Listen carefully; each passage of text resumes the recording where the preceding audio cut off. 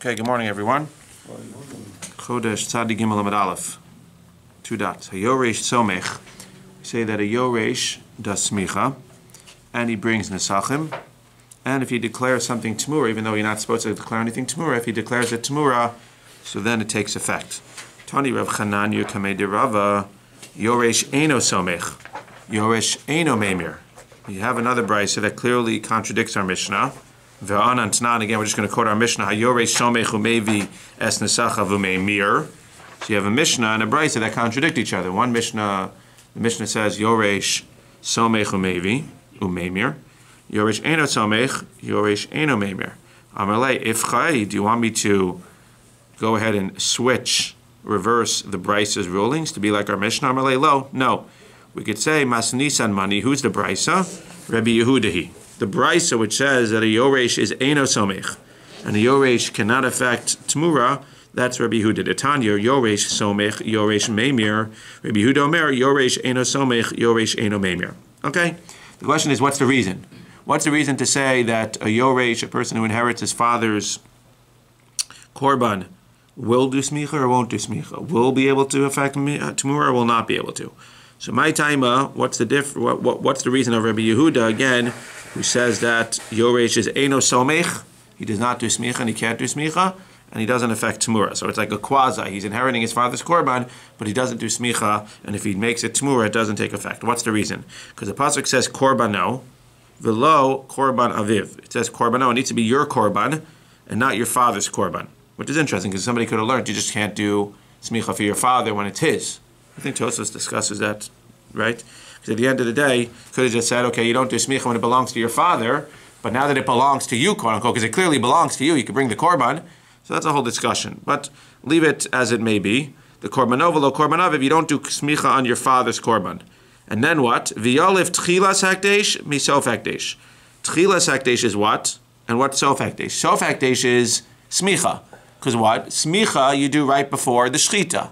So this diuk that we have, korbanov v'lo korbanaviv, is sof hakdesh. What's tchilas hakdesh? When do you do tmura? Tmura, if you're going to do it, which you shouldn't be doing it, but tmura is in the tchilas hakdesh. It's in the beginning. It's when you try to exchange this for another one. So once we have a diuk, once we have a limud for sof hakdesh, i.e. for smicha, so we say that he can't do smicha, v'yalif tchilas hakdesh misof hakdesh. We learn the tchilas hakdesh, i.e. what? I.e. Tmura, from Sof Hakdesh. Ma Sof Hakdesh, just like we see that what? At the Sof Hakdesh, Yoresh Eino Somech, from Korbano, he can't be Smicha. So too, Av Tchilas Hakdesh, Yoresh Eino Meimir. So too, if he does Tmura, it doesn't take effect. So we have, according to Rabbi Yehuda, we have a limud by Smicha, and we learn from Smicha to Tmura, therefore Yoresh Eino Somech, Yoresh Eino Meimir. V'Rabbanan, who say Yoresh is Somech and is Meimir. So we don't have a limud from Smicha. He's not going to learn korbano, obviously. We'll have to see what he does with that. But we don't have a limud from smicha. We have a limud from tmura. For Rabbanan, what does it say in the pasuk by tmura? V'im hamer yamir. It's a double lashon. L'rabo says a yoresh. To include, who does tmura? To include a yoresh, and if a yoresh does tmura, then it's going to take effect. V'yalif sof hakdesh mitchilas hakdesh. Once we have a limud by tmura, what do? We learn from tmura, sof hakdesh, from tmura tchilas hakdesh to sof hakdesh, the other way. Now what? Ma tchilas hakdesh yoresh meimer. Again, I was right. We learn sof hakdesh from tchilas hakdesh. Just like tchilas hakdesh, we say hamer yamir yoresh is meimer. Af sof hakdesh yoresh somech. So too at the sof of hakdesh, or yoresh is somech. So again, according to Rabbi Yehuda, he doesn't do either. According to Rabbanan, he does both. According to Rabbi Yehuda, we learn it from smicha, and therefore we learn from smicha, from the sof hakdesh to tchilas hakdesh, from smicha to tmura. And according to the Rabbanan, you learn by tmura that he does do it. Then we learn from tmura to smicha that he does do it as well. We're in the middle of Sadi Gimel Amud Aleph. So now the question is, what does each one do? As we always do, what does each one do with the other one, with the other diuk? So the Rabbanan, who say that what? Who say that a yoresh does do smicha. Rabbanan, who says that a yoresh does do smicha and he learns it from tmura. Hi korbano, my avdile. What does he do with when it says korbano? That seemingly you only do smicha on your own korban, not on your father's korban. Korbano, it says no. It seems to say korbano 3 times. So korbano v'lo korbano ve'kochavim. you do it on your korban and not on the korban of an ovei kochavim, i.e., a korban of an ovei kochavim, not just that you can't do it for him, a korban of ovei kochavim does not require smicha. Korbanov lo korban chaver. If you bring a korban for your friend, you can't do smicha for your friend's korban. Korbano l'rabel kobali korban l'smicha. We said this yesterday. What is this?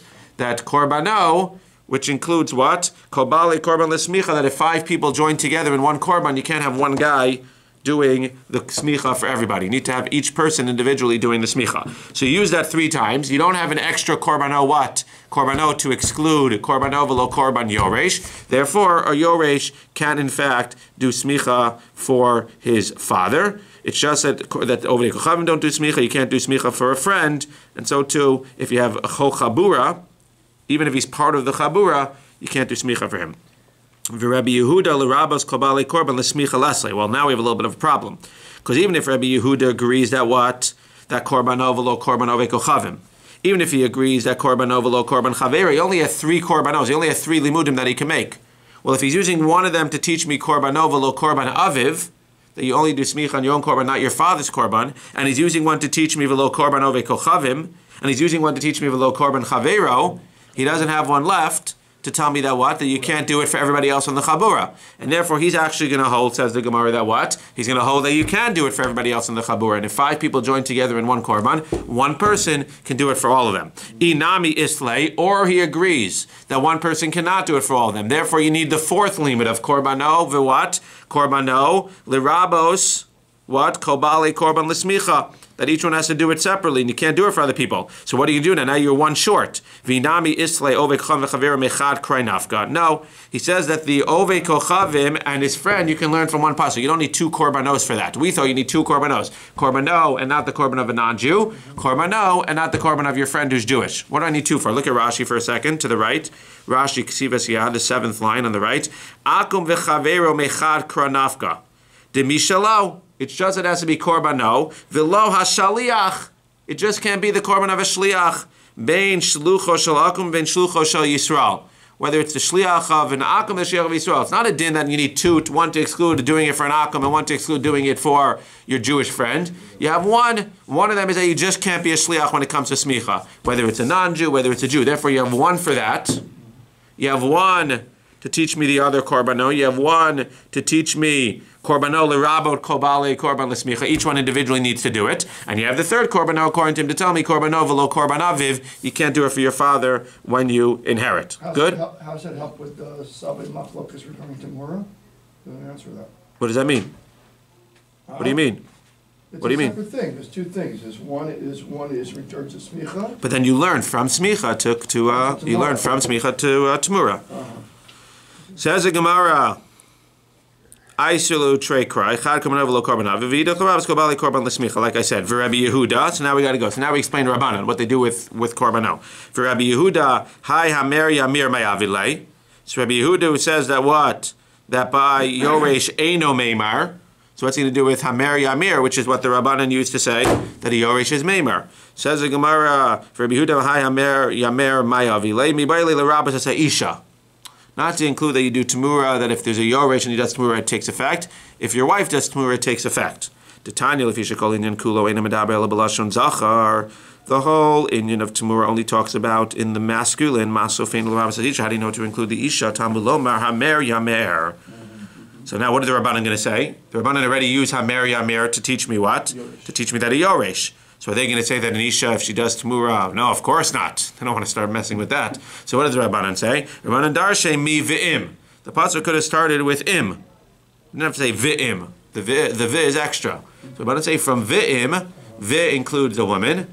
Hamer, yamir includes what? Includes the yoresh. Says the Gemara, Rabbi Yehuda, v'im lo darish. They don't make any drashas from the word vi. So again, it comes that everybody holds like they hold. They explain the other opinion.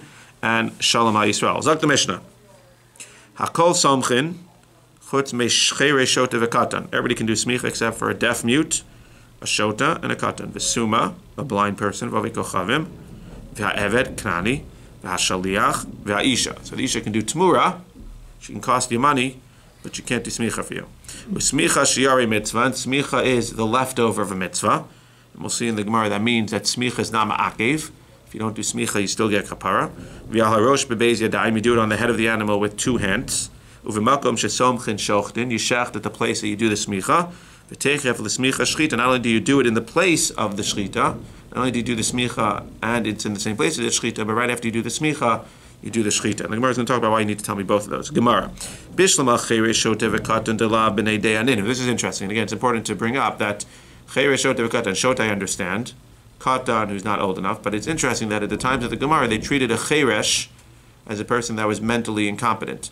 The truth is today, with modern day writing and technology and everything, a person who's deaf-mute can very well be considered to be mentally competent.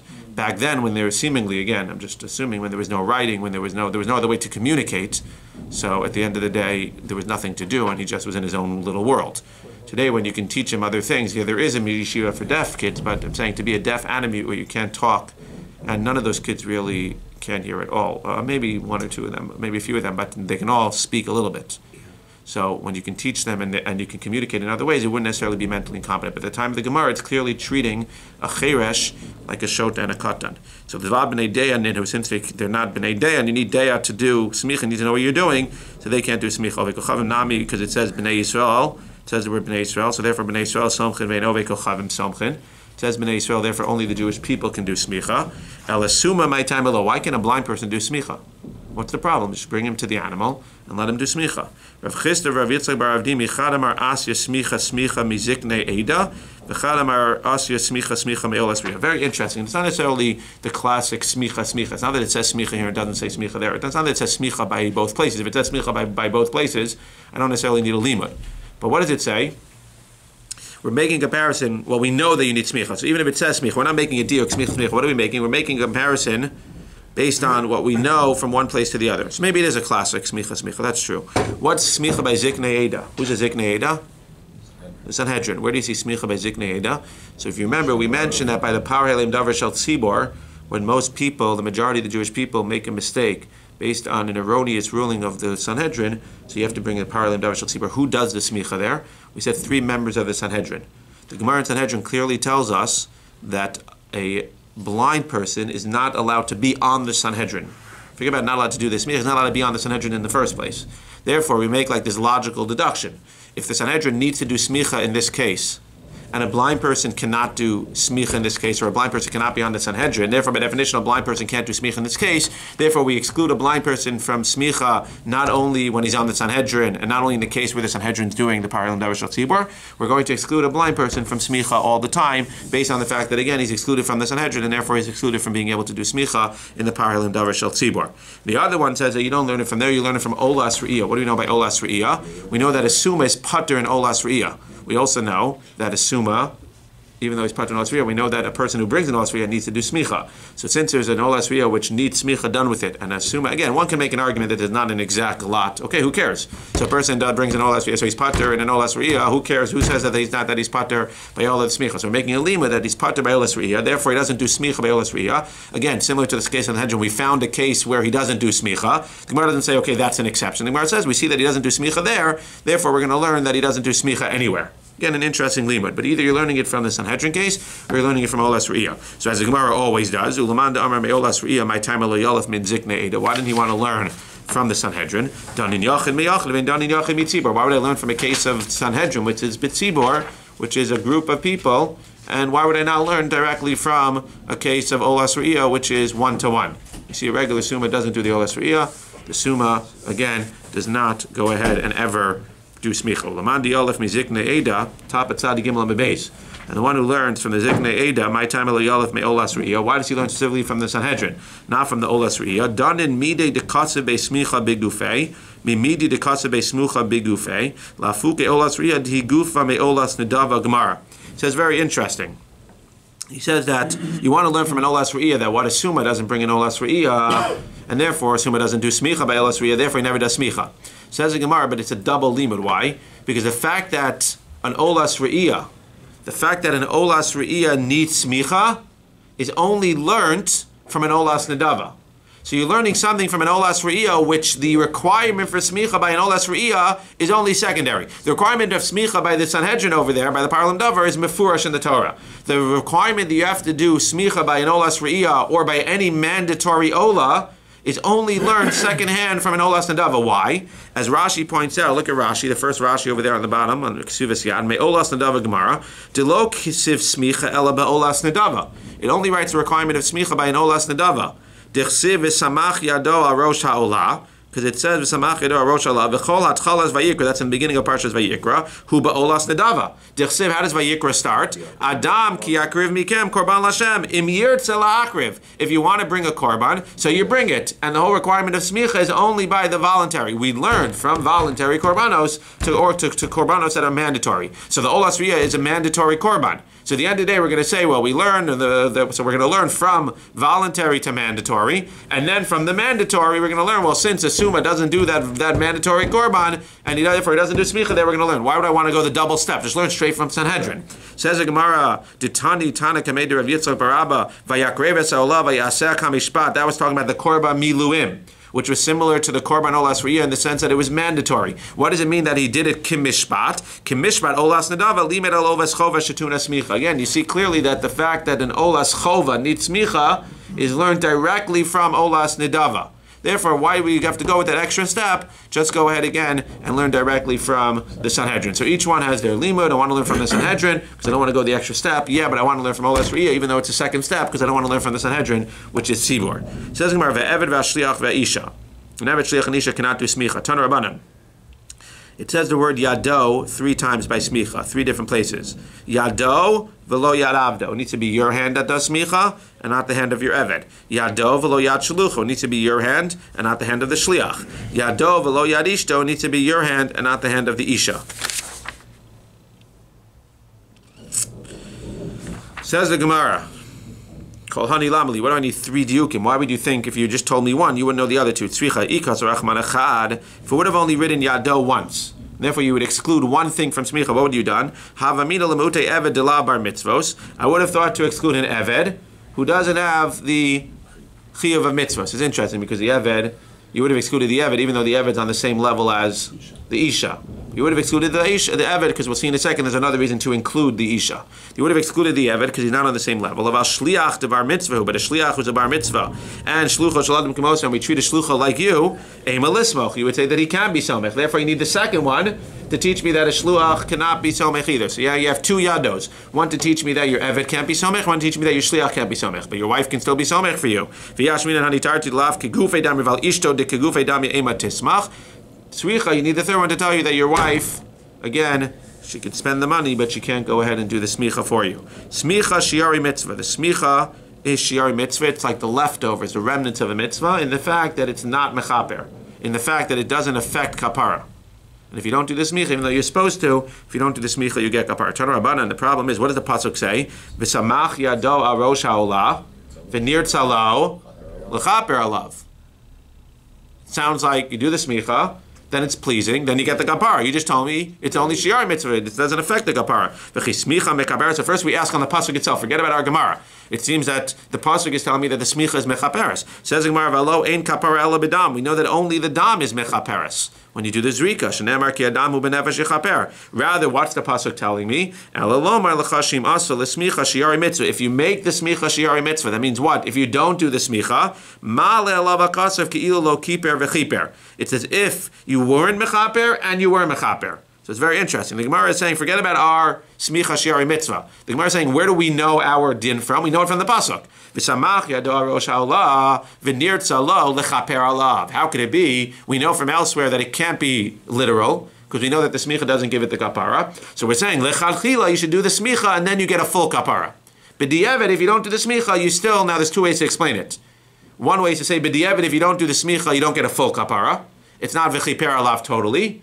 Or you can say, well, no, if you don't do the smicha, you still get a full kapara, but it's not v'chiper alav in the l'chadchila sense, it's only v'chiper alav in the b'di'evet sense. You can explain it both ways, that's what I brought down. You can either explain it again that you're not going to get the full kapara, or you're going to get the full kapara, but it's not going to be l'chadchila. But it's clear, therefore, that what? That shiare mitzvah, that smichas was only a shiare mitzvah, because it's clear from what we know elsewhere that only the dam is mechaper. Therefore, it must be that, again, that's where the basis of our Mishnah is. That if you're supposed to do the smicha l'chadchila, if you don't do it, you'll still be mechaper. Either you won't get a full kapara, or more likely you'll get a full kapara, but b'diavad you didn't do it the right way. You didn't get l'chachila. V'tani gabe tnufa ki agam. It says the same thing by the waving. L'tnufa lechaper. Says the Gemara the same question. V'chi tnuba mechaper. How can the Torah say that the waving gives a kapara? V'lo ein kapara ela b'dam. Shenamar ki adam hu b'nefesh yichaper. You only get the kapara from the dam. Ela the same thing. Ela omel chashimasa l'tnufa shiari mitzvah. If you make it into shiari mitzvah, which means i.e. if you don't do it, if you only make it a remnant of the mitzvah, if you say I'm not doing it today, then ma'alavakatz of kilo keep every keeper. The same exact explanation. If you don't do tenufa and smicha are on the same level, which is interesting. If you don't do the tenufa, if you don't do the smicha, you're still going to be yotzei, you still get the kapara, but it will not be lechatchila. Says Gemara, al harosh, on the head. Like when you can't really relate to this stuff when you don't do it, but like I'm terrified of animals, so I don't know how I would possibly I don't stare an animal in its face and do the smicha on it, but I guess you get used to it. Al harosh, Tana Rabbanan. Again, it's interesting. It might bite you. It might bite you. Yeah, worst comes to worst. Yado, but you probably do it from behind. You don't have to necessarily look at him. Yado al harosh, v'lo yado. So it's interesting. It's using the same yado to learn 3 other limudim. So I don't know if there's another 3 yados, or it's just using it for 3 other limudim that are not connected. Yado al harosh, v'lo yado al hatsavar. Not on the neck. Where's the neck of the behema? Underneath. Right? It's underneath. Yado al harosh, v'lo yado al hagabayim. Where's the gabayim? The back. That's on top. So I wasn't sure where exactly is the breast. The breast is underneath also, no? Where's the breast of an animal? Is it on top? Right, but it's here, so when it's leaning over, it's underneath. It's behind the neck, I guess we would say, further to the back. Kolhani lamali. So what do I need all 3 of these limudim? Like I would think that if I only write yado once, then I could actually do it maybe on the back or on the chazeh. Why?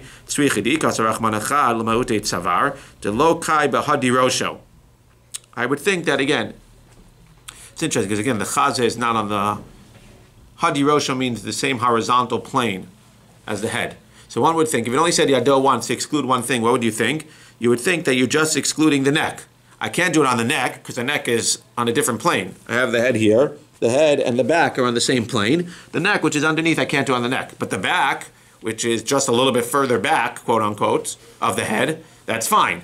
Says Gemara, if it's on the same plane, then it would be okay. Says Gemara, tzrichi. So I need tzrichi. Eim alo would mean that I can do it. So it's tzrichi. So now I have 2 yados. One to tell me that I can't do it on the neck, and one to tell me that I can't do it on the back, even though the back is on the same plane. V'yashmin hani tre. But if it only had those 2, mishom delo israbi litnufa, I would think, well, I can't do it on those 2, but I can do it where? I don't know exactly how you do this. I don't know if you have to flip over the animal exactly, but I can do it on the where. I can lean on the chazeh, on the breast. Because the breast is special because I know that there's another mitzvah that's done with the breast, the chazeh, i.e. tenufa. Therefore, I can lean on it. Seemingly, I guess you would lean from the side, maybe. You'd have to lean from the side. Tzricha, but anyway, you need yado to tell me you can't do the smicha on the side. So now we have 3 yados, 1 excluding the neck, 1 excluding the back, and 1 excluding the tenufa. I thought we just said in the previous thing that it has to be nimmak and shchita.